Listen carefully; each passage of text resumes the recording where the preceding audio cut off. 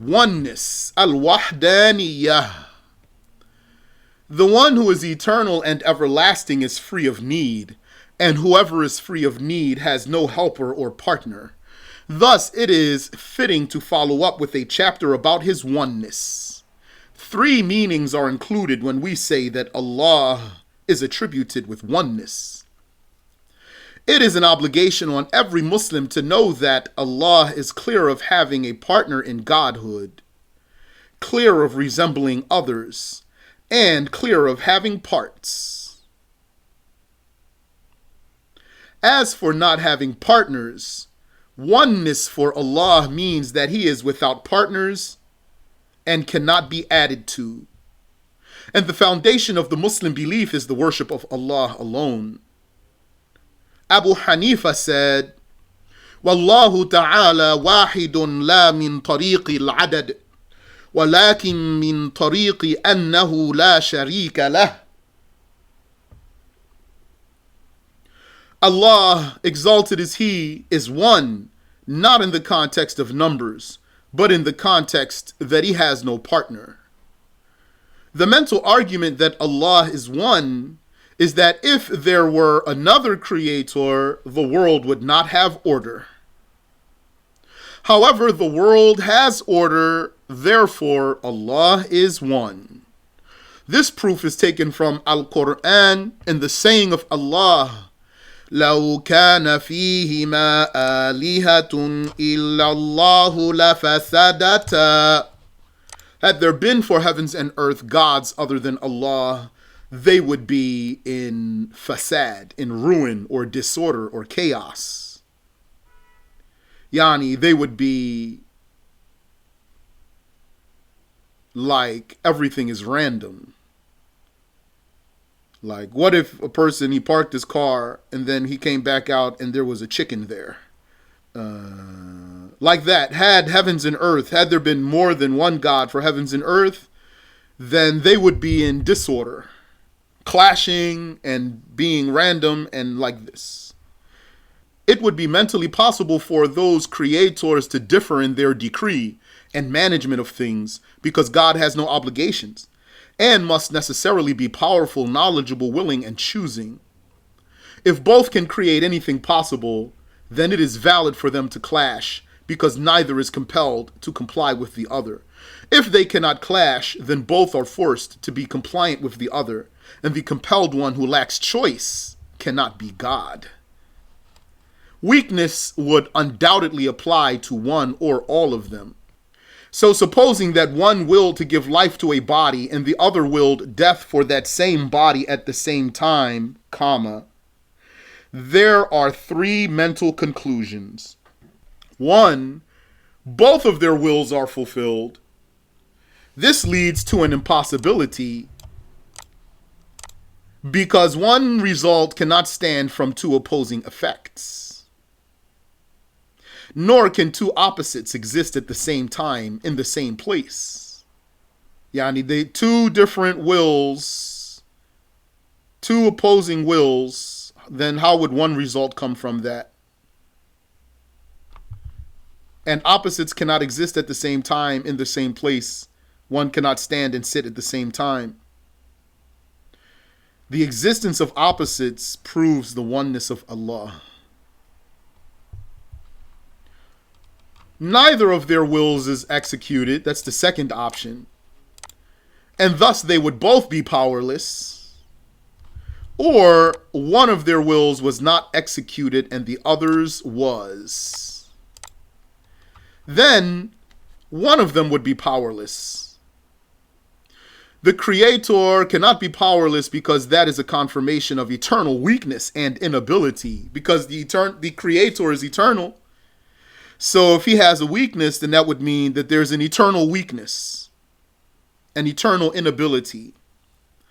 Eternal inability is impossible because it necessitates something from which one is disabled. And eternal disability or inability or weakness would imply that eternally there was something that renders Him weak. And all of that is impossible. This is called the proof of tamanu', mutual exclusivity, meaning that there are two matters and each cancels the other. Some say that the devil stands opposite to Allah, that Allah represents good and the devil represents evil. Some believe that Allah resides in paradise while the devil resides in hellfire. There is no one standing opposite to Allah. He is clear of opposites and similars. He is exalted from having contenders or equals. No one prevents his destiny, delays his ruling, or overcomes his will. No one can defeat Allah because everything is under his control. The Prophet ﷺ said that the Qadariyah, the destiny deniers, make the devil equal to Allah because they believe that he creates the evil. All of this is the meaning of the saying of At-Tahawi, وَهُوَ مُتَعَالٍ عَنِ الْأَضْدَادِ وَالْأَنْدَادِ لَا رَادَّ لِقَضَائِهِ وَلَا مُعَقِّبَ لِحُكْمِهِ وَلَا غَالِبَ لِأَمْرِهِ. He is emphatically exalted beyond similars who oppose him. No one can repel his creating. No one can delay his decree, and no one can overcome his doing. It is also an argument to say that had there been two, could one keep something hidden from the other? Had there been two gods, could one keep something hidden from the other? If not, then his power would be deficient and limited. If so, then the knowledge of the other would be deficient and limited. So that's still the argument of mutual exclusivity. Whoever has deficient or limited knowledge or power is not God, the Creator. This mental evidence was said by Mufassir al-Nasafi, the interpreter, as well as the author of At-Tafsir, Abu al-Muzaffar. It is also an argument to say that either one God is sufficient for the creation and management of the world or not. If one is sufficient, then had there been another, he would be useless and no one would need him. This is deficiency, and the deficient one cannot be God. If one is not, meaning if he's not sufficient, if one God is not sufficient, if one is not, then it goes back to the previous argument. The intellect dictates that the done matter needs a doer. Thus, for the mind, one doer is sufficient. In fact, necessary. Yani, the mind necessitates that if there's a doing, there must be a doer. A doer. That's what the mind necessitates. And what is beyond that is not necessary. 2 doers, 3 doers, the mind itself will not necessitate a number other than one.